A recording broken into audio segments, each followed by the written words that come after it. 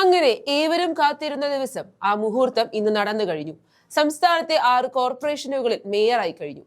Mayor തെരഞ്ഞെടുപ്പിൽ കണ്ണൂർ, കൊച്ചി, തൃശൂർ, കൊല്ലം കോർപ്പറേഷനുകളിൽ UDF സ്ഥാനാർത്ഥികളാണ് വിജയിച്ചത്. അതേസമയം തിരുവനന്തപുരത്ത് ആദ്യമായി BJP മേയർ അധികാരത്തിൽ കയറി. ഒപ്പം കോഴിക്കോട് മാത്രമായി LDF ചുരുങ്ങുകയും ചെയ്തു.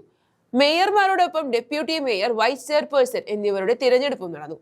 ഇപ്പോഴത്തെ മൊത്തത്തിലുള്ള ഒരു ചിത്രം നോക്കിയാൽ LDFന്റെ മുരടിപ്പ് നമുക്ക് മനസ്സിലാക്കാം. കാരണം കഴിഞ്ഞ തദ്ദേശ തെരഞ്ഞെടുപ്പിൽ UDFന്റെ കോട്ടയിൽ പോലും LDF ഭരണം പിടിച്ചിരുന്നു. ചുരുക്കി പറഞ്ഞാൽ LDF തൂത്തുവാരിയിരുന്നു എന്ന് തന്നെ പറയാം. ആ LDF ആണ് ഇപ്പോൾ ഒരിടത്ത് മാത്രമായി ഒതുങ്ങിപ്പോയത്. സത്യം പറഞ്ഞാൽ കഴിഞ്ഞ തെരഞ്ഞെടുപ്പിലെ അവസ്ഥയുടെ നേർവിപരീതമായാണ് ഇപ്പോൾ LDFന്റെ കാര്യങ്ങൾ മുന്നോട്ട് പോകുന്നത്. LDFന്റെ തട്ടകമായ കണ്ണൂരിൽ പോലും ഇത്തവണ LDFന് ജയിക്കാൻ സാധിച്ചിട്ടില്ല. ആകെ ഒരു കോർപ്പറേഷൻ മാത്രമാണ് LDF പിടിച്ചിട്ടുള്ളത്. അത് കോഴിക്കോട് മാത്രമാണ്. ബാക്കിയുള്ള കോർപ്പറേഷനുകളിൽ ഭൂരിഭാഗവും UDF തന്നെയാണ് മുന്നിൽ നിൽക്കുന്നത്. ആകെ തിരുവനന്തപുരം മാത്രമാണ് BJP കൈയടക്കിയിരിക്കുന്നത്. LDF ഇത്തരത്തിൽ അധപതിക്കണമെങ്കിൽ ഒരേ ഒരു കാരണം മാത്രമേ ഉള്ളൂ. അത് ജനങ്ങളിലുണ്ടായ ഭരണവിരുദ്ധ വികാരം തന്നെയാണ്. കഴിഞ്ഞ 10 വർഷങ്ങൾ കൊണ്ട് സംസ്ഥാനത്ത് ഇടത് സർക്കാർ നടത്തിയ അഴിമതികളും തട്ടിപ്പുകളും കൈയിട്ടുവാരലുകളും ജനങ്ങൾക്ക് മനസ്സിലായി എന്നുള്ളതിന്റെ വ്യക്തമായ സൂചന തന്നെയാണിത്. അതുകൊണ്ട് തന്നെയാണ് ഈ തിരഞ്ഞെടുപ്പിൽ ജനങ്ങൾ നിങ്ങൾക്ക് തക്ക മറുപടി നൽകിയത്.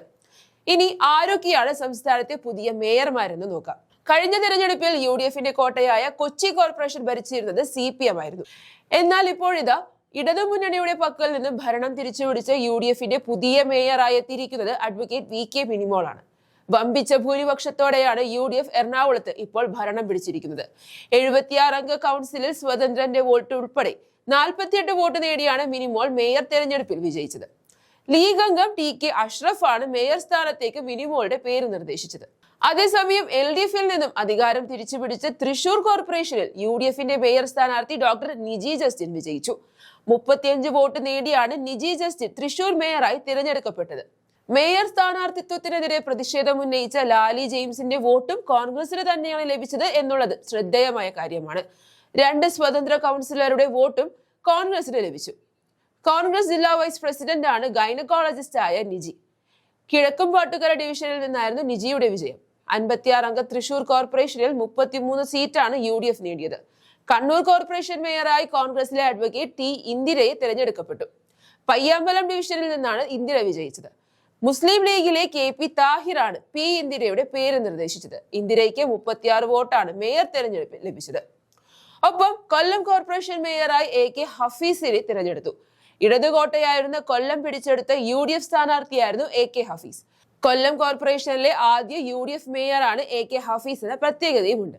അതേസമയം BJPയുടെ VV രാജേഷ് തിരുവനന്തപുരത്തും LDF സ്ഥാനാർത്ഥി O സദാശിവൻ കോഴിക്കോടും മേയറായി.